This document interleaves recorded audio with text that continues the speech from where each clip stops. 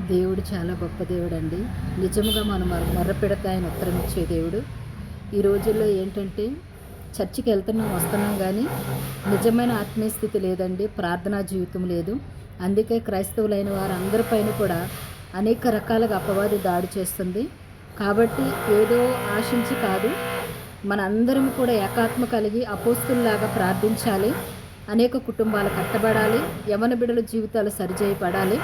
మరి అనేక సమస్యలతో ఉన్నవారి కొరకు మేము భారముతో, బాధ్యతతో మరి యేసుక్రీస్తు ప్రభు పేరట ప్రార్థించటానికి అనేకులముగా స్త్రీలముగా మేము ఎంతో ఉద్యమంగా ప్రార్థిస్తున్నాం. మీకు కూడా ఆశ ఉంటే మేము ప్రార్థించాలి. అనేకుల కొరకు మా కుటుంబాలు కట్టబడాలి. మా కుటుంబ పరిస్థితులు మరి దేవుడు యేసు నామములో తీర్చాలి అనే ఆశ కలిగి ఉంటే కనుక మా ఎస్తేరి ప్రేయర్ సహవాసానికి కంపల్సరీ రండి. కుటుంబాలుగా రండి. ఆ ప్రభువుని మన అందరము కలిసి ఆరాధిద్దామండి. అందరికీ వందనాలు.